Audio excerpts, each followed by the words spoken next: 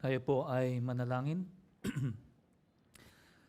Panginoong Diyos na makapangyarihan sa lahat, tunay nga na kayo ang aming dakilang Diyos. Isang Diyos na punong-puno ng pagmamahal at grasya. Alam po namin na kami ay hindi karapat-dapat sa habag na aming natatanggap mula sa inyo. Ngunit dahil sa inyong katapatan ay hinayaan ninyong ang inyong bugtong na anak ay magdusa at ialay ang kanyang buhay para sa aming kapakanan. Panginoong Diyos, tinataas po namin ang inyong iglesia dito sa GFC. Patawarin niyo po kami, Panginoon, kung kami man po ay naging unfaithful sa inyo, na madalas ay binibigyan namin ng prioridad ang ibang bagay maliban sa inyo. Patawarin niyo po kami, Panginoon, kung kami man ay hindi naging sensitibo sa aming paligid, lalong-lalo na sa pangangailangan ng aming mga kapwa, ng aming mga kapatiran. Panginoon, naway turuan niyo kami na maging mapagmahal at mapagpakumbaba na rin. Na hindi po kami tumingin sa aming sarili na parang kami ang siyang parating nasa tama at hindi namin iniisip ang kapakanan ng iba. Naway hayaan niyo po na ang inyong banal na Espiritu ang siyang manguna sa amin parati. Tinataas din po namin sa inyo, Panginoon, ang mga gawain dito sa loob ng iglesia. Sa mga aming activities na darating pa sa mga darating na linggo. Naway, Panginoon, kayo po sana ang siyang manguna dito sa aming pagtuturo at pagngangaral ng inyong salita. Panginoon, alam po namin na ang taon na ito ay nalalapit na sa kanyang pagtatapos.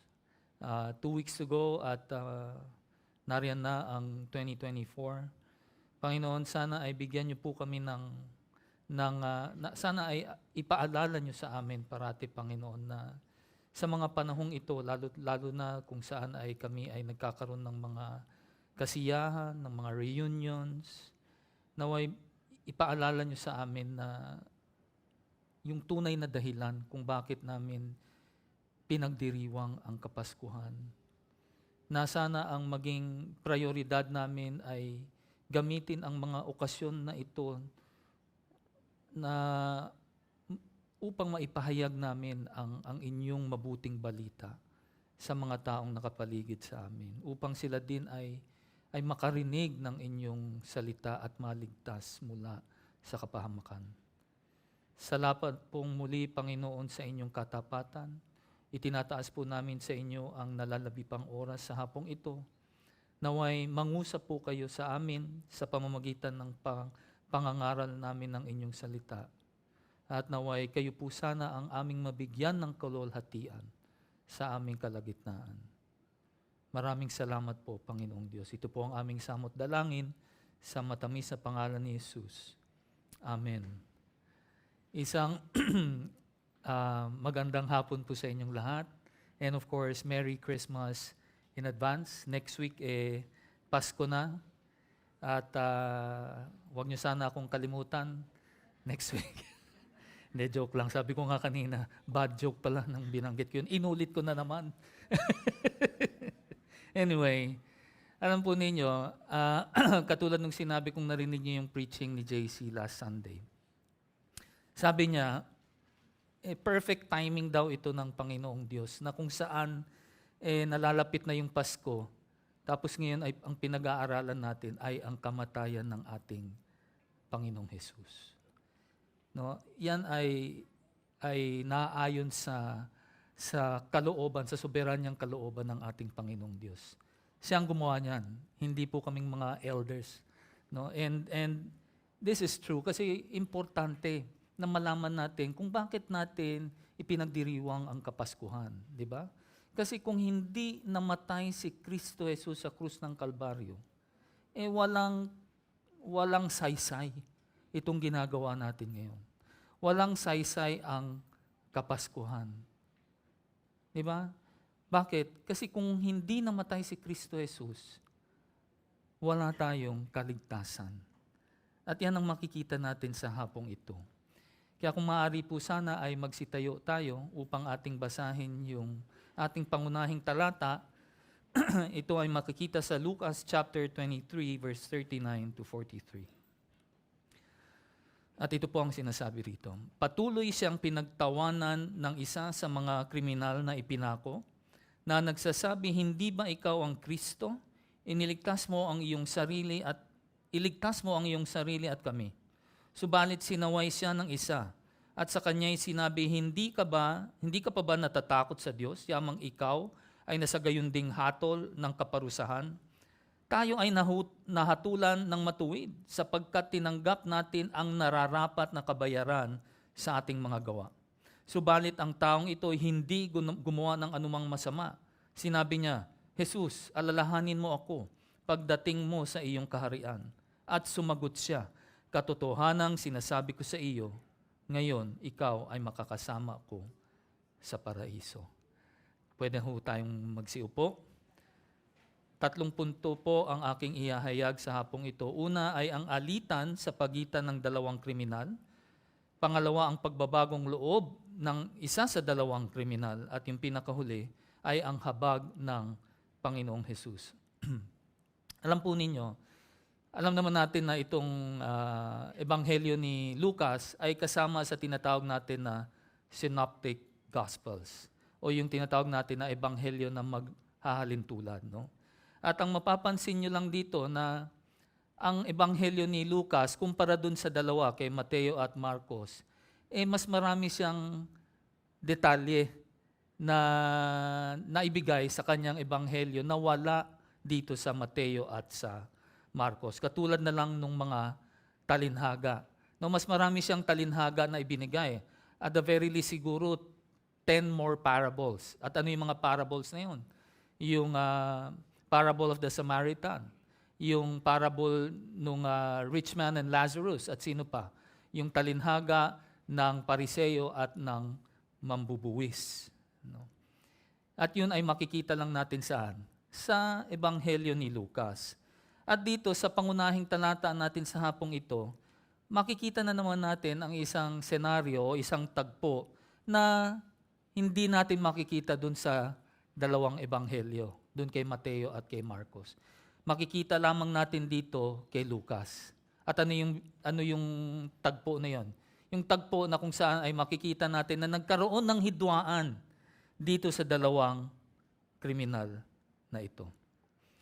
Ganon si Lucas, no? Mukhang matindi yung kanyang ginawang research at pag-interview sa ibang mga reliable sources. Kaya makikita nyo mas marami siyang detalye. Katulad na lang nitong detalye na ito na kung saan ay pumapalibot dito sa tinatawag natin crucifixion story ng ating Panginoong Jesus. At ako ay naniniwala na talagang sinadya niyang isinali upang makita natin kung gaano tayo kamahal at kung gaano kamahabagin ang ating Panginoong Jesus, lalong-lalo na sa mga taong makasalanan. At ito ang ebidensya, no, na maipapakita sa atin na nagmumula sa grasya ng ating Panginoong Jesus. At ito po yung magiging highlight ng aking sermon sa hapong ito. Kaya puntahan na po natin yung ating pangunahing talata muli sa verse 39. Ang sabi rito, patuloy siyang pinagtawanan ng isa sa mga kriminal na ipinako na nagsasabi, hindi ba ikaw ang Kristo? Iligtas mo ang iyong sarili at kami. Nagkaroon ng alitan, no, dito sa dalawang kriminal. Pero alam po ninyo, itong dalawang kriminal na ito, kasama talaga sila dito sa istoryang ito. No? Makikita nyo yan sa lahat ng Synoptic Gospels, nandyan itong mga kriminal na ito. Actually, sa Ebanghelyo din ni Juan, nandun din siya. Nandun din sila. Yung nga lang, binanggit lang sila nung inutusan na ni Pilato na baliin yung kanilang mga binti. Doon lang sila lumitaw. Pero technically, if you look at the passion narrative, nandun itong dalawang kriminal na ito. Nung isang linggo, actually nabanggit din ito ni JC, pero konti lang ang detalye na nabanggit doon. Ang sinabi lang doon ay kasama ni Jesus itong dalawang kriminal na nakapako sa krus. Yung isa ay nasa kanyang kanan, yung isa ay nasa kanyang kaliwa. Pero ang isang gusto kong ipakita sa inyo dito ay yung pagkakaiba ng ginamit na salita ni Lucas kumpara dito kay Mateo at kay Marcos. At ano yung salita na yun? Yung salitang kriminal. No, dun sa Mateo at sa version ni Marcos, ang ginamit nilang salita ay tulisan o di kay magnanakaw. Pero dito kay Lucas, nakita natin ay kriminal. Bakit yun ang ginamit niya? May mga nagsasabi o may mga komentaryo na akin nabasa. Ang sabi nila, kaya ginamit ni Lucas yung salitang kriminal ay sa kadahilan ng si Barabas daw, katulad nitong dalawang kriminal ay tinatawag nilang sa wikang Ingles ay insurrectionists o di kaya mga rebelde. At sila ay nakapatay ng tao kaya nahatulan sila ng kamatayan. Kaya nga sila ipinapako sa krus na katulad ni Kristo Jesus. Maaring ang totoo yun, pero ako, simple lang yung aking pagkaintindi rito. Kaya siguro ginamit ni Lucas yung salitang kriminal. Dahil kung titingnan ninyo sa Isaiah 53, ang salitang ginamit doon ay ang salitang lumalabag. No, puntahan natin yung Isaiah 53 verse 12. Basahin natin yun. Kaya't hahatian ko siya ng bahagi na kasama ng dakila at ng kanyang hahatiin ang samsam na kasama ng malakas, sapagkat kanyang ibinuhos ang kanyang kaluluwa sa kamatayan at ibinilang na kasama ng mga lumalabag. Gayon may pinasan niya ang kasalanan ng marami at namagitan para sa mga lumalabag. Ano yung lumalabag? Sa wikang Ingles, transgressors. In short, they are law breakers. No? Law breakers. At ang mga kriminal, they are also law breakers. At yun ang gustong ipakita ni Lucas sa kanyang mga mambabasa. Na ang propesiya tungkol kay Jesus ni Isaias ay nagtutugma sa nangyayari kay Jesus nung siya ay ipinako sa krus. Bakit? Dahil ang kasama niya mula sa kanan at sa kaliwa ay pawang mga kriminal. Alam po ninyo, maari ang intensyon nitong mga nagpapahirap kay Kristo Jesus o yung mga kaaway niya ay upang pabulaanan na si Kristo Jesus ay Mesiyas. At ang gusto nila ay pahiyain ang Panginoong Jesus sa pamamagitan ng sa pamamagitan ng pagsama sa Kanya sa mga kriminal. Biro mo, ipinako siya sa krus na kasama ang mga kriminal. Gusto nilang pahiyain ang Panginoong Jesus. Pero ang hindi nila alam, na sa kanilang ginagawa na para pahiyain ang ating Panginoong Jesus, ay lalo lang itong pinapatunayan na si Jesucristo ay Mesiyas.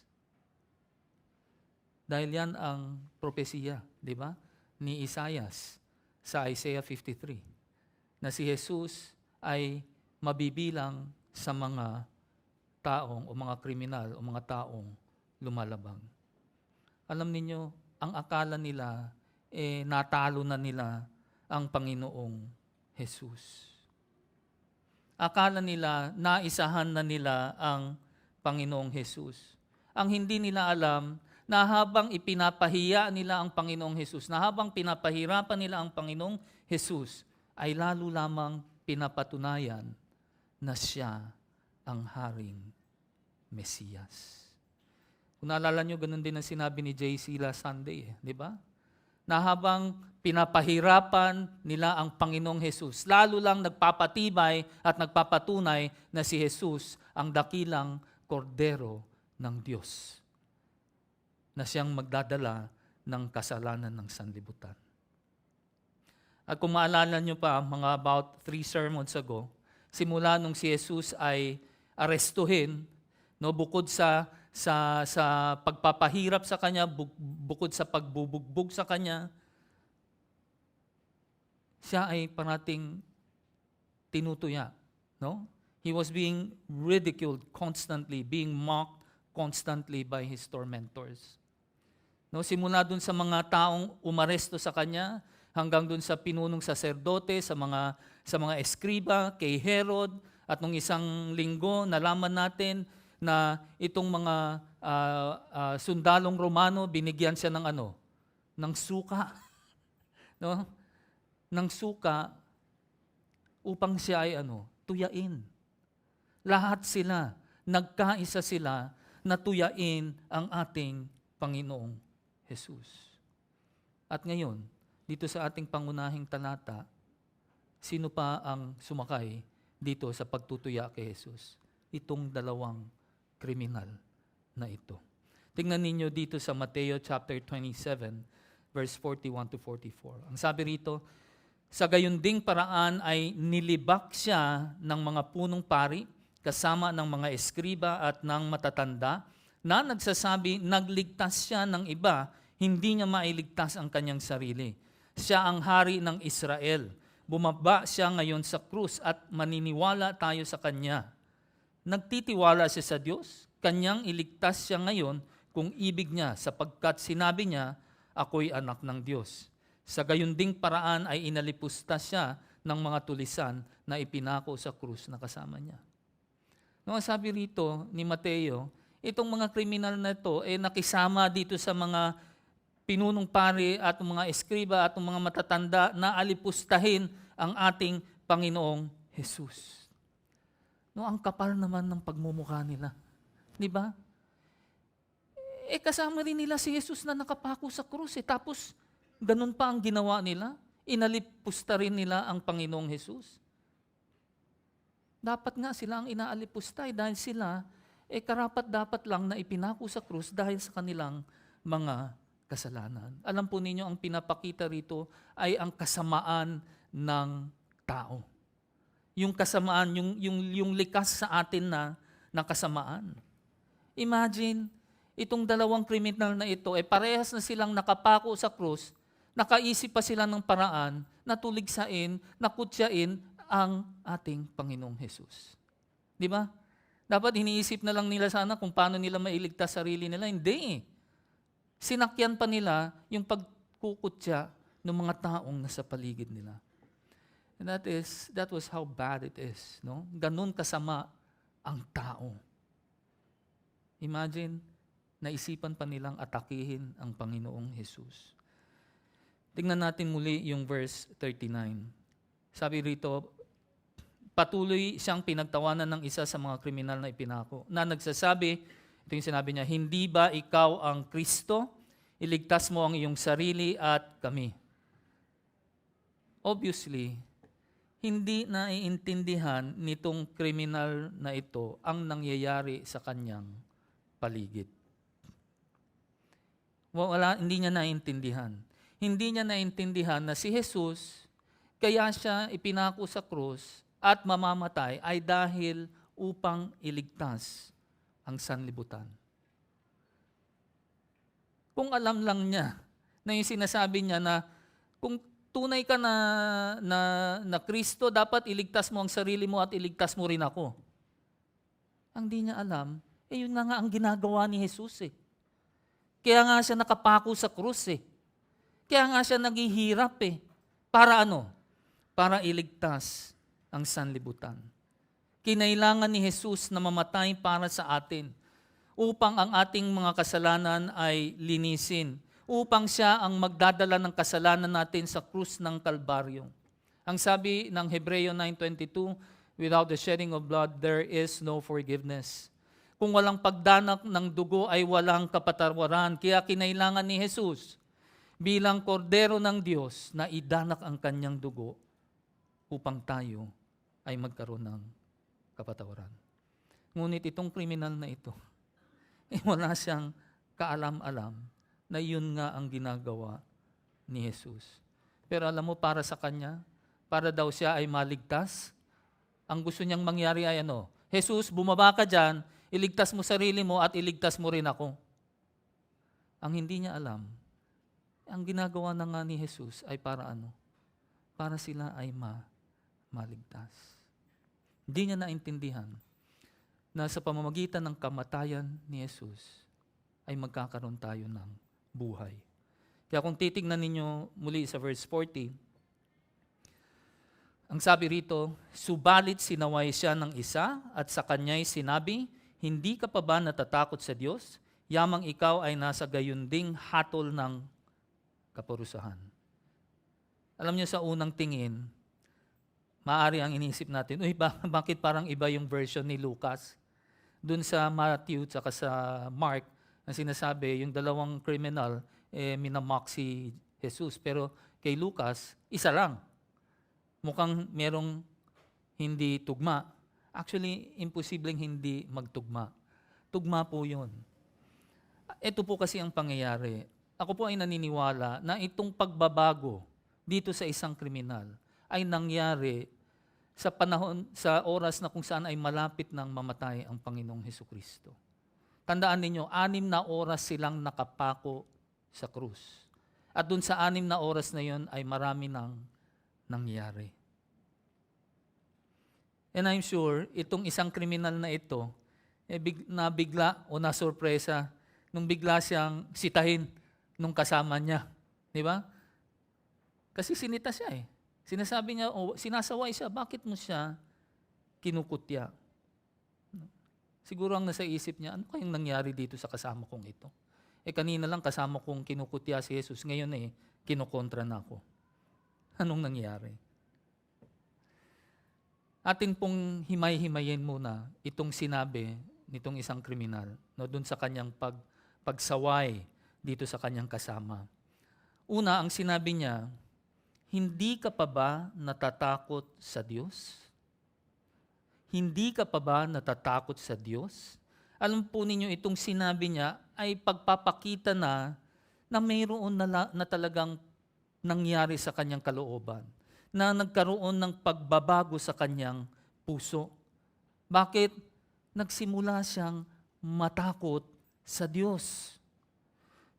Maari bilang isang Hudyo ay naalala niya yung utos ng banal na kasulatan, katulad nito na makikita natin sa Deuteronomy chapter 10 verse 12. At ang sabi rito, at ngayon, O Israel, ano ba ang hinihingi sa iyo ng Panginoon mong Diyos? Kundi matakot ka sa Panginoon mong Diyos, lumakad ka sa lahat ng kanyang mga daan at ibigin mo siya, at paglingkuran mo ang Panginoong mong Diyos ng buong puso at ng buong kaluluwa mo. At pagkatakot sa Panginoon, hanggang doon na pala, kaluluwa mo. Alam po ninyo, yung pagkatakot natin sa Panginoon, ang sabi ng Biblia, ang sabi dun sa mga awit ay simula ng karunungan. Di ba? The fear of the Lord is the beginning of wisdom. Yun ang sinasabi ng Biblia. At dito sa kanyang pagtakot sa Diyos o pagkatakot sa Diyos, ang siyang nagdala sa kanya para makapag-isip siya ng tama, na naging matuwid yung kanyang pag-iisip at nakita niya yung kanyang kamalian, yung kanyang pagiging makasalanan. Pero hindi katulad nitong isang kriminal na patuloy niyang inaalipusta ang Panginoong Jesus. At alam niyo bakit niya ginagawa yon? Dahil wala siyang takot sa Diyos. Wala siyang takot sa Diyos. At dahil diyan, sigurado ang kanyang kapahamakan. Sigurado siyang mapapahamak. Dahil wala siyang takot sa Diyos. Tingnan ninyo ang sinabi ng mga awit chapter 36 verse 1 to 4. Ang pagsuway ay nagsasalita ng malalim sa puso ng masama. Walang pagkatakot sa Diyos sa kanyang mga mata, sapagkat pinupuri niya ang sarili sa sarili niyang mga mata, na hindi matatagpuan at kasusuklaman ang kasamaan niya. Ang mga salita ng kanyang bibig ay kasamaan at pandaraya. Sa pagkilos na may katalinuhan at sa paggawa ng mabuti ay huminto na siya. Siya'y nagbabalak ng kasamaan habang nasa kanyang higaan. Inilalagay niya ang sarili sa hindi mabuting daan ang kasamaan ay hindi niya pinakaiiwasan. Alam po ninyo, ang isang tao na patuloy sa kanyang paggawa ng kasalanan ay isang pagpapakita na wala siyang takot sa Diyos. No, kaya sa patuloy sa paggawa ng kasalanan. No, yung mga nakikita natin sa mga balita o sa telebisyon na yung mga karumal-dumal na krimen, no, o yung mga tinatawag natin na mga sexual perversion at yung pag-aabuso sa kapangyarihan at korupsyon. Alam po ninyo, ito lahat ay ebidensya o pagpapakita ng isang tao na walang takot sa Diyos. Katulad na lang nitong mga religious leaders nung panahon ni Jesus na kung saan ay sinasabi nila na mahal nila ang Panginoong Diyos, ngunit tinatanggihan naman nila at ngayon sila na ang responsable hindi lang sa pagpapahirap kay Jesus, kundi pati na rin sa kanyang kamatayan. Ang iginanti nila sa pag-ibig ng Diyos ay ano? Ay sa pamamagitan ng pagpatay sa kanyang bugtong na anak. Tingnan ninyo ang sinabi ni Pablo sa Roma chapter 3 verse 10 to 18. Gaya ng nasusulat, walang matuwid. Wala kahit isa. Wala ni isang nakakaunawa, wala ni isang humahanap sa Diyos. Lahat ay lumihis. Sama-sama silang nawalan ng kabuluhan. Walang gumagawa ng mabuti, wala kahit isa. Ang kanilang lalamunan ay isang libingang bukas. Sa pamamagitan ng kanilang mga dila ay gumagawa sila ng pandaraya. Ang kamandag ng mga ulupong ay nasa ilalim ng kanilang mga labi. Ang kanilang bibig ay puno ng panunumpa at kapaitan. Ang kanilang mga paa ay matutulin sa pagpapadanak ng dugo. Pagkawasak at kalungkutan ang nasa kanilang mga landas at ang daan ng kapayapaan ay hindi nila nakilala. Walang takot sa Diyos sa kanilang mga mata. Alam po ninyo itong binanggit ni Pablo dito sa Romans 3:10 to 18. Actually, kinuha niya yan sa iba't ibang talata mula sa Lumang Tipan, sa mga awit at sa Isayas. No, at binanggit niya lahat dito. Ginawa niya ito upang ipakita sa kanyang mga mambabasa kung ano talaga ang katauhan nitong mga Jewish religious leaders nila, yung kanilang mga pinunong saserdote, mga eskriba at yung kanilang mga matatanda. Itong mga taong ito, kung titingnan natin ang Biblia, sila yung pinagkatiwalaan ng utos ng Diyos, ng salita ng Diyos. Pero kung titingnan ninyo ang kanilang pamumuhay, ay hindi ninyo makikita ang takot ng Diyos sa kanilang mga mata. Sinasabi nila na sila ang may hawak sa susi ng kaligtasan, pero tinanggihan nila ang tagapagligtas. Mga kapatid, huwag niyong isipin na yung pag-attend natin linggo-linggo sa church, o di kaya yung paggawa ng mabuti, o yung gumagawa ng charitable works, ito yung paraan para tayo ay makapasok sa kaharian ng Diyos.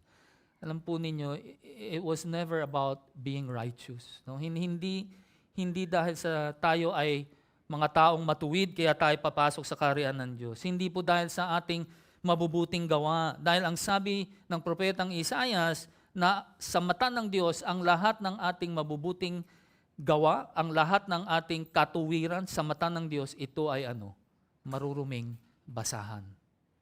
Ito ay maruruming basahan. Ang gustong makita ng Diyos sa atin ay ay makita natin ang ating karumihan.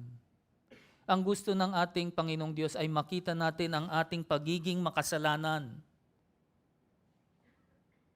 At alam po ninyo, kung hindi bubuksan ng Diyos ang ating spiritual na mata, hinding-hindi natin makikita ang ating pagiging makasalanan. Hindi mo makikita yung ginagawa mong mga mali sa pang-araw-araw na buhay. Parati kang may dahilan kung bakit mo ginagawa yan. Ang makikita mo lang parati yung ibang tao, ayan, makasalanan, pero yung sarili mo, hindi mo alam. Bakit? Kasi nakapikit yung mata mo. Hindi binubuksan ng Diyos ang iyong mga mata upang makita ang iyong pagiging makasalanan. Hindi mangyayari yan hanggat hindi mo matanggap ang grasya ng ating Panginoong Hesukristo. At kung babalikan natin yung kriminal, dito nakita natin na nagkaroon ng pagbabago sa kanyang puso. Hindi lang niya pinakita yung kanyang pagkatakot sa Diyos, nakita rin niya o natanto din niya ang kanyang kaawa-awang espiritual na kondisyon. At hindi lang yun. Basically, parang kinumpisal niya yung kasalanan niya. Nung inamin niya na silang dalawa nung kasama niya, nararapat lang na magdusa dahil sa krimen na kanilang ginawa. He basically confessed to his sins. At alam po ninyo, ito ang nangyayari sa isang tao na kung saan ay gumagalaw na ang banal na espiritu sa kanyang buhay. Nagkakaroon na siya ng conviction. Na tuwing magkakasala siya, nakikita niya, sinaktan ko na naman muli ang aking Panginoong Jesus. At yan ang nakita natin dito sa kriminal na ito. Kaya pagdating dito sa verse 41, makikita natin yung pagbabagong loob dito sa kriminal na ito. Ang sabi rito, sabi niya, tayo ay nahatulan ng matuwid sapagkat tinanggap natin ang nararapat na kabayaran sa ating mga gawa. Subalit ang taong ito'y hindi gumawa ng anumang masama. No, nagsimula ito sa kanyang pagkatakot sa Diyos na kung saan ay dinala siya ng Diyos na makita niya ang kanyang pagiging makasalanan. No, na-realize niya, natanto niya na siya ay makasalanan. At kanyang inamin na dahil sa kanyang kasalanan ay nararapat lang siyang magdusa. At yan ay resulta ng krimen na kanyang nagawa. At hindi lang yun. Pagdating dito sa second half ng verse 41, anong sabi niya dyan? Subalit ang taong ito'y hindi gumawa ng anumang masama. Sino tinutukoy niya rito? Ang Panginoong Jesus, di ba? Itong taong ito'y hindi gumawa ng anumang masama. Alam niyo, katulad ni Pilato at ni Herod, itong kriminal na ito, ang sinasabi niya, ang sinasabi nila na si Jesucristo ay walang kasalanan. Na inosente ang Panginoong Jesus sa mga akusasyon na ibinibintang nitong mga pinunong saserdote at nitong mga eskriba at nitong mga matatanda. Na ang lahat ng kanilang akusasyon ay pawang kasinungalingan. At hindi lang yon. Yung binanggit dito nung kriminal na ito, na kung saan ay sinabi niya na hindi gumawa ng anumang masama, actually this is a theological truth. Alam naman natin na si Jesus ay ang dakilang kordero ng Diyos. At yung sacrificial lamb, alam natin na dapat ay unblemished, walang bahid, walang depekto. At ang ating Panginoong Jesus ay ang dakila at walang kasalanan na kordero ng Diyos. 2 Corinthians 5:21. Ang sabi rito, para sa ating kapakanan, ginawa niyang may kasalanan siya na hindi nakakilala ng kasalanan, upang sa Kanya tayo'y maging katuwiran ng Diyos. Kung iniisip nyo na kaya nyong maging matuwid sa sarili ninyong kakayanan, abay, imposible po yan. Ang sinasabi rito ni Pablo, na the only way for you to become righteous is when God will make you righteous.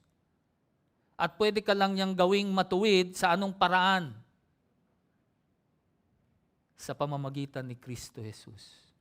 At yan ay kung ikaw ay maniniwala at mananampalataya sa Kanya. At ito ay naintindihan nitong kriminal na ito. Naintindihan niya na sa pamamagitan ng kamatayan ni Kristo Jesus ay magkakaroon siya ng buhay. Kaya nga kung titignan na ninyo dito sa verse 42, itong kriminal na ito ay nakiusap kay Jesus. At ano yung pakiusap niya? Tingnan ninyo yung verse 42. Sabi niya, Jesus, alalahanin mo ako pagdating mo sa iyong kaharian. Ano sabi niya? Jesus, alalahanin mo ako pagdating mo sa iyong kaharian. Alam po ninyo, siguro yung mga taong nandun sa paligid nila, kapag narinig nila itong sinabi nitong kriminal na ito, malamang ay pagtawanan siya. Bakit siya pagtatawanan? Bakit ka hihingi sa ng tulong sa isang taong malapit ng mamatay? At kasama mo ring nakapako sa krus. Di ba? Parang kalokohan yan eh. Pero alam ninyo, para sa kriminal na ito, dito sa pinakamahirap na sitwasyon ng kanyang buhay, ay nakakita siya ng pag-asa. At naranasan niya ang grasya ng ating tagapagligtas. At ano ang ginawa niya? Siya ay naniwala kay Kristo Jesus. Naniwala siya kung sino talaga ang Panginoong Jesus. Naniwala siya na si Jesus ay tunay na hari. Bakit? Dahil siya ay mayroong kaharian, di ba? Sinabi niya, alalahanin mo ako sa iyong kaharian. At alam po ninyo, ang kaharian ng Diyos ay hindi nandirito sa realm na ito. Ang kaharian ng Diyos ay kung saan siya naghahari. Oo nga, naghahari siya sa ating puso, sa ating isipan. Ngunit ang sinasabi, ang hinihiling ng kriminal na ito kay Jesus, na kapag siya ay nakapasok na sa kanyang kaharian, ay huwag sana siyang kalimutan. Na sana siya ay maalala. Kumbaga ang sinasabi, tanggapin niyo sana ako sa iyong kaharian. Alam po ninyo, itong kriminal na ito ay naniwala kay Jesus. Siya ay naniniwala na kapag si Jesus ay pumunta na sa kanyang kaharian, siya ay alalahanin at makakasama na siya sa panghabang panahon. Naniniwala siya na si Kristo Jesus ay tunay na hari. Nakaka-relate ba tayo dito sa nangyayari sa kriminal na ito? Naalala niyo pa ba yung panahon na kung saan ay parang nako-convict na kayo dahil sa mga kasalanang inyong ginagawa? No, yung panahon na kung saan naintindihan nyo na kung bakit naghihirap ako o nagdudusa ako ngayon ay dahil sa aking mga kasalanang nagawa. Naalala nyo pa ba yung mga panahon na yun? Na kung saan ay lumapit kayo sa Diyos at humiling sa Panginoong Diyos ng kaligtasan at hindi niya tayo pinabayaan. Naalala niyo pa ba yung mga panahong yun na kung saan nung naharap natin ang ating Panginoong Jesus ay hindi natin kayang tanggihan yung grasya na kanyang inaalok sa atin. Tingnan ninyo ang sinabi ni Pablo sa Efeso chapter 2 verse 1 to 5. Sabi niya, kaya nooy mga patay sa inyong pagsalangsang at mga kasalanan na dati ninyong nilakaran ayon sa lakad ng sanlibutang ito, ayon sa pinuno ng kapangyarihan ng himpapawid, ng Espiritu na ngayon ay gumagawa sa mga anak ng pagsuway. Tayong lahat ay dating nabuhay sa gitna ng mga ito, sa mga pagnanasa ng laman, na ating ginagawa ang mga nais ng laman at ng pag-iisip, at tayo nooy katutubong mga anak ng kapuutan, gaya naman ng mga iba. Ngunit ang Diyos, palibhasa'y mayaman sa awa, dahil sa kanyang malaking pag-ibig sa atin, maging noong tayo'y mga patay sa pamamagitan ng ating mga pagsuway, binuhay niya tayo kay Kristo. Sa pamamagitan ng biyaya, kayo'y naligtas. For by grace you have been saved. Ang sabi ni Pablo, katulad nitong kriminal na ito, tayo ay spiritually dead. No, tayo ay patay sa ating mga kasalanan. Alam po ninyo, yan ang estado natin nung tayo ay hindi pa nakakakilala sa ating Panginoong Jesus. Lahat tayo ay patay spiritually. We were dead in our trespasses. Lahat tayo ay nagpapakasa sa kagustuhan ng ating mga laman. Nagpapakasasa tayo sa kasalanan. Bakit? Dahil ang ating mga mata, ang ating mga espiritual na mga mata ay nakapikit. Pero dahil sa pag-ibig ng Diyos sa sanlibutan, tayo ay binuhay niyang muli kasama si Kristo Jesus. We were made alive together with the Lord Jesus Christ. Kaya yung ating mga espiritual na mata ngayon ay bukas na. Kaya natin ngayon natanto na tayo ay makasalanan at nararapat lamang na itapon sa impyerno. Alam natin na ang nilalaman ng puso at isipan natin parati ay parating masama. At kung hindi dahil sa banal na Espiritu ng Diyos na nananahan sa atin, ay hindi natin siya kayang sundin. Alam po ninyo, ang nangyari dito sa kriminal na ito ay yung tinatawag natin sa wikang Ingles na regeneration. No? Regeneration. O binuhay na muli. Or being born again. Naalala niyo pa ba yung isang tagpo sa Ebanghelyo ni Juan na kung saan ay may isang Pariseo na lumapit kay Jesus? Sino yung Pariseo na yon? Sino yon? Yeah, si Nicodemus, di ba? Pinuntahan niya ang Panginoong Jesus sa kalagitnaan ng gabi. No, actually, nung pagpunta niya doon, hindi naman siya nagtanong ng kahit anong katanungan eh. Pero ang Panginoong Jesus, alam na niya yung dahilan kung bakit siya pinuntahan ni Nicodemo. At alam na niya kung ano ang nilalaman ng puso niya. Tingnan natin sa Juan 3, John chapter 3 verse 1 to 5. Ang sabi rito, may isang lalaking kabilang sa mga Pariseo na ang pangalan ay Nicodemo. Isang pinuno ng mga Hudyo, siya ay pumunta kay Jesus ng gabi na. At sinabi sa kanya, Rabbi, nalalaman naming ikaw ay isang guro na mula sa Diyos, sapagkat walang makakagawa ng mga tanda na inyong ginagawa, malibang kasama niya ang Diyos. Sumagot sa kanya si Jesus, katotohanan ang sinasabi ko sa iyo, malibang ang isang tao'y ipinanganak na muli, ay hindi niya makikita ang kaharian ng Diyos. Sinabi sa kanya ni Nicodemo, paanong maipapanganak ang isang tao kung siya'y matanda na? Makakapasok ba siyang muli sa tiyan ng kanyang ina at ipanganak? Sumagot si Jesus, katotohanan ang sinasabi ko sa iyo, malibang ang isang tao'y ipinanganak ng tubig at ng Espiritu, hindi siya makakapasok sa kaharian ng Diyos. Kung titingnan niyo itong binasa ko, actually nung paglapit ni Nicodemo kay Jesus, binobola pa nga niya si Jesus eh. Di ba? No, he was trying to flatter the Lord Jesus Christ.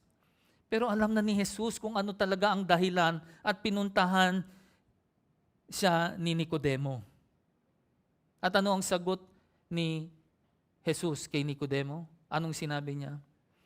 Kailangan mong maipanganak na muli. You must be born again. Kailangan mong ipinanganak na muli. Dahil kung hindi siya ipapanganak muli, ay hindi niya makikita ang kaharian ng Diyos. Ito yung sinasabi natin na regeneration. Ito yung sinasabi ni Pablo na to be made alive together with Christ. Kung ikaw ay ipinanganak muli, ibig sabihin yan, ikaw ay binuhay na kasama ang Panginoong Jesucristo. Tandaan ninyo, lahat tayo ay patay spiritually. Lahat tayo ay patay spiritually dahil sa ating mga kasalanan. At kinakailangan tayong buhayin muli. At ang sabi ng Panginoong Jesus, kung ikaw ay hindi buhayin muli, hinding-hindi mo makikita ang kaharian ng Diyos.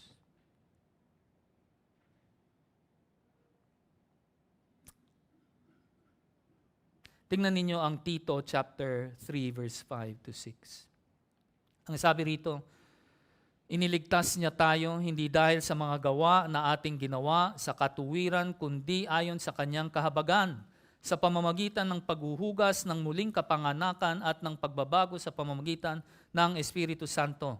Ang Espiritong ito na kanyang ibinuhos ng sagana sa atin sa pamamagitan ni Jesucristo na ating tagapagligtas. Ito yung nangyari, no? Ito yung nangyari sa atin nung tayo ay naharap o natagpuan natin ang ating Panginoong Jesucristo. Ganon din ang nangyari dito sa kriminal na ito. Nung nakilala niya ang Jesus, ang Panginoong Jesus, nung nakita niya ang kanyang pagpapakumbaba, nung nakita niya yung habag ng Panginoong Jesucristo, na kahit na siya ay patuloy na kinukutya, na siya ay binubugbog at pinapahirapan at pinapahiya, anong ginawa ng Panginoong Jesus? Tahimik lang siya. Wala siyang ginawa. Hindi siya umimik o di kaya'y gumanti. Ito muli ay isang katuparan ng propesiya na ibinigay ni Isaias. Kung titingnan ninyo sa Isaiah 53 verse 7, ang sabi rito, siya'y inapi at siya'y sinaktan, gayon may hindi niya ibinuka ang kanyang bibig, gaya ng kordero na dinadala sa katayan, at gaya ng tupa na sa harapan ng mga manggugupit sa kanya ay pipi, kaya't hindi niya ibinuka ang kanyang bibig. Hindi dinefend ni Jesus ang kanyang sarili. And the only time na binuksan niya ang kanyang bibig, anong ginawa niya? Nanalangin siya. At ano yung kanyang panalangin? Ito yung panalangin niya. Sabi niya, Ama, patawarin mo sila sapagkat hindi nila nalalaman ang kanilang ginagawa. No, hindi man lang niya ipinanalangin yung kanyang sarili. Ang inisip pa niya ay itong mga taong nagpapahirap sa kanya. Ipinanalangin niya sa kanyang ama na sana na sila ay magkaroon ng kapatawaran. At alam po ninyo, nasaksihan niyan lahat ng kriminal na ito. At siya mismo ay naranasan niya ang pag-ibig at habag ng Panginoong Jesus. At dahil diyan ay hindi niya kayang tanggihan itong grasya ng Panginoong Jesus. Alam nyo, ang isang taong pinili, ang isang taong hinirang ng Diyos, pag siya ay naharap sa grasya ng Panginoong Hesukristo, hindi niya kayang tanggihan ang grasya na ito. At dito na sa ating huling punto sa verse 43, ang habag ng Panginoong Hesus. Ang sabi rito, sabi ni Jesus, katotohanang sinasabi ko sa iyo, ngayon ikaw ay makakasama ko sa paraiso. Alam po ninyo, sa kabuuan ng Ebanghelyo, makikita mo si Jesus na nakikiramay sa mga tao. Pinangangaral niya ang mabuting balita sa kanila. Ang ginagawa pa niya, pinapagaling niya yung mga may sakit at pinapakain ang mga nagugutom. At ang lahat ng ito ay dahil nakaramdam siya ng habag sa kanila. Tignan mo ang sinabi ni Mateo sa chapter 9 verse 35 to 36. Nilibot ni Jesus ang lahat ng mga lunsod at mga nayon na nagtuturo sa mga sinagoga nila at ipinangangaral ang magandang balita ng kaharian at pinapagaling ang bawat sakit at bawat karamdaman. Nang makita niya ang napakaraming tao na habag siya sa kanila, sapagkat siya ay nangangamba at nanlulupaypay na gaya ng mga tupa na walang pastol. Sapagkat sila, okay. Alam po ninyo, muli dito sa binasa ko, ang nakita natin ay ang habag ng Panginoong Jesus. At yun ang nakita natin sa kriminal na ito. Siya mismo ay nakadanas ng habag na nanggagaling mula sa Panginoong Jesus. Naalala ko yung sa elders meeting namin, isa sa mga elders ang sabi niya, nakahabol pa sa last trip itong kriminal na ito. No, bakit last trip? Kasi ito yung panahon na kung saan ay nag-aagaw buhay na ang ating Panginoong Jesus. Ito na yung mga huling sandali ng kanyang buhay dito sa mundo. No, kaya nga ang title ko ay iniligtas ng nag-aagaw buhay na tagapagligtas. No, saved by a dying Savior.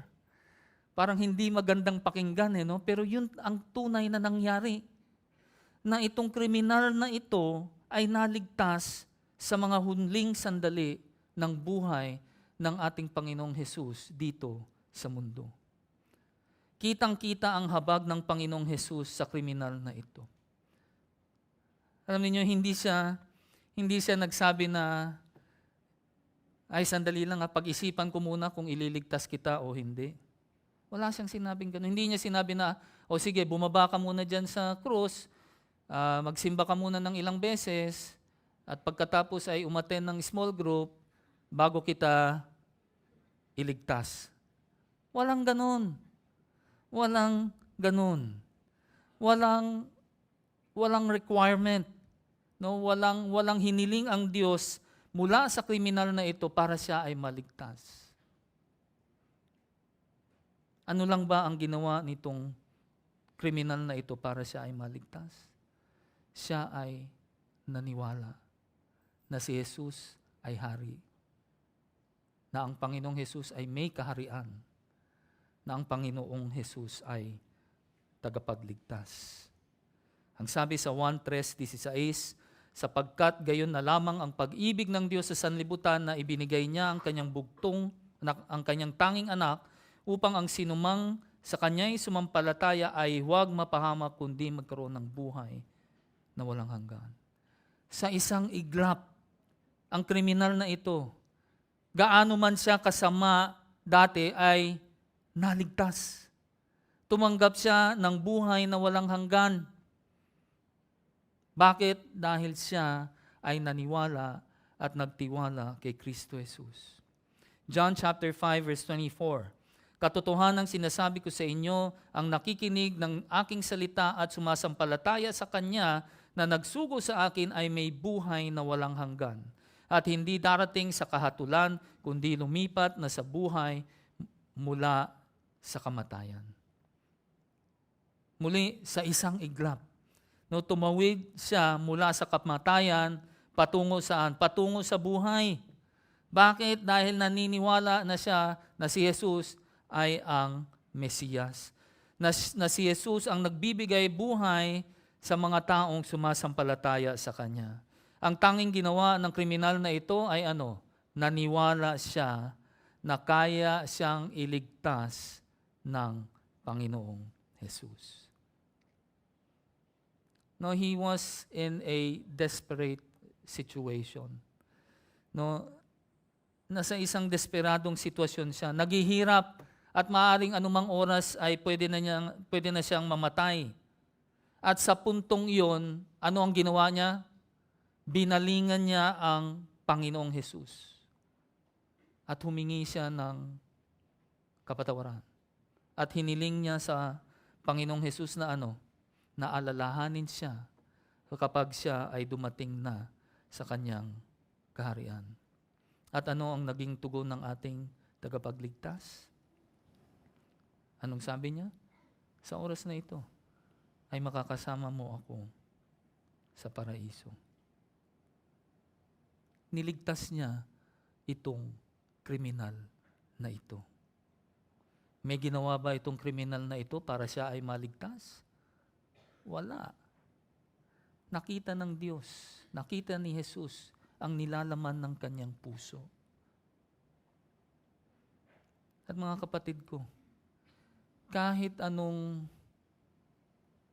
pagpapakitang tao natin sa pamamagitan ng paggawa ng mabuti o yung pagbabait-baitan natin tuwing linggo pagpunta natin dito, hindi yan ang kasagutan para ikaw ay makapasok sa kaharian ng Diyos. Bakit? Kasi nakikita ng Panginoon ang puso natin. Nakikita niya kung ano ang nilalaman ng ating mga puso. Naalala niyo ba yung istorya nung prodigal son? Di ba? Alam niyo yung halimbawa na nangyari dito sa kriminal na ito ay parang nangyari dun sa alibughang o alibughong? Alibughang anak, di ba? O yung prodigal son. Di ba, anong nangyari doon? Nung itong prodigal son, na-realize niya, natanto niya na siya ay nagkamali at nagkasala, ang sabi niya ay babalik ako doon sa tatay ko. At yun nga ang ginawa niya. At itong tatay naman, kahit na malayo pa itong prodigal son na ito, nung nakita niya, ay anong ginawa niya? Siya ay tumakbo papunta doon sa kanyang anak. At kanyang niyakap at kanyang hinalikan. Alam po ninyo, yan ang grasya ng Panginoong Hesus sa mga taong lalapit sa Kanya, sa mga taong tatawag sa Kanya, sa mga taong hihingi ng kapatawaran at pagsisisihan ang kanyang kasalanan. Tingnan ninyo dito sa Hebreo chapter 2 verse 17 to 18. Ang sabi niya, kaya't kailangang siya ay maging kagaya ng kanyang mga kapatid sa lahat ng mga bagay upang siya ay maging isang maawain at tapat na pinakapunong pari sa mga bagay na nauukol sa Diyos, upang gumawa ng handog na pantubos sa mga kasalanan ng mga tao. Palibhasa ay nagtiis siya sa pagkatukso, siya ay makasasaklolo sa mga tinutukso. Nabasa niyo yun, nakita niyo yun, ito ang dahilan kung bakit kinailangan niyang magdusa at mamatay sa krus. Yun ay upang tayo ay matulungan sa tuwing tayo daw ay natutukso. At sa tuwing tayo ay magkasala o mahulog sa kasalanan, tayo ay makakatiyak na ang ating mga kasalanan ay pinatawad na niya. Bakit? Dahil binayaran na niya ito sa krus ng Kalbaryo. At muli sa Hebreo pa rin, chapter 4, verse 15 to 16. Sabi rito, sapagkat tayo'y mayroong isang pinakapunong pari na marunong makiramay sa ating mga kahinaan. Isa na tinukso sa lahat ng mga paraan, gaya rin naman natin. Gayon may walang kasalanan. Kaya't lumapit tayong may katapangan sa trono ng biyaya, upang tayo'y tumanggap ng awa at makatagpo ng biyaya na makakatulong sa panahon ng pangangailangan. Mga minamahal, mga kapatid ko, hindi ko maiwasang mapaalalahanan kung sino ako bago ako nakakilala sa ating tagapagligtas. Alam po ninyo, tulad ng kriminal na ito, ay para din kinukutya ako ang Panginoong Diyos tuwing ako ay nalulubog o di kaya nagpapakasasa sa aking mga kasalanan. Ngunit alam po ninyo dahil sa kanyang grasya at sa kanyang habag, doon sa pinakamadilim at pinakadesperadong sitwasyon ng aking buhay, tulad ng kriminal na ito, ang ginawa ko ay tumawag ako sa Panginoon. Tumawag ako sa Panginoong Hesus. At alam po ninyo, siya ay tumugon. Tinugon niya ako at iniligtas niya ako mula sa hukay na kinaroroonan ko. At alam po ninyo, simula sa panahon na iyon, hindi na ako lumingon pabalik. Lagi na lang akong nakatingin sa hinaharap, sabik na naghihintay sa araw na iyon, kung saan ay dadalhin niya ako sa kanyang kaharian. Ito ang tiwala na mayroon tayo sa ating dakila at mahabaging tagapagligtas. Ang walang dungis at walang kasalanan na kordero ng Diyos na siyang naging kasalanan para sa atin. At alam po ninyo, hanggat tayo ay lumalapit sa kanyang trono ng grasya, hanggat inaamin natin ang ating mga kasalanan at pinagsisisihan natin ito, hanggat tayo ay tumatawag sa kanya, tiyak na tatanggap tayo ng awa at makakatagpo tayo ng grasya. Ito po ay pangako ng Diyos sa ating lahat. At maaasahan natin ito dahil ang Panginoong Hesus mismo ang siyang nangako. At ang isa pa niyang pangako ay ano? Sabi niya, balang araw, lahat tayo ay makakasama natin siya. Saan? Sa paraiso. At yan ay isang pangako. Tayo po ay manalangin. Panginoong Diyos na makapangyarihan sa lahat, salamat po sa inyong salita. Salamat po sa kaligtasan na ibinigay niyo sa amin sa pamamagitan ng aming Panginoong Hesus. Alam po namin na hindi po kami karapat-dapat sa inyong grasya at sa inyong habag. Ngunit dahil sa inyong pag-ibig sa sanlibutan, ay ipinadala ninyo ang inyong bugtong na anak na si Kristo Jesus, na siyang naging kabayaran sa aming mga kasalanan. Salamat o Diyos sa inyong kaligtasan. Salamat o Diyos sa inyong grasya. Ito po ang aming samot dalangin sa matamis na pangalan ni Jesus. Amen. Ang ating benediction passage ay makikita sa Hebreo 13, verse 20 to 21. Ngayon, ang Diyos ng kapayapaan na bumuhay mula sa mga patay sa ating Panginoong Hesus, ang dakilang pastol ng mga tupa sa pamamagitan ng dugo na walang hanggang tipan. Naway gawin niya kayong ganap sa bawat mabuting bagay upang magawa ninyo ang kanyang kalooban at gawin sa atin ang nakakalugod sa paningin niya sa pamamagitan ni Jesucristo na sa kanya ang kaluwalhatian magpakailanman. Amen. Maligayang Pasko po sa inyong lahat.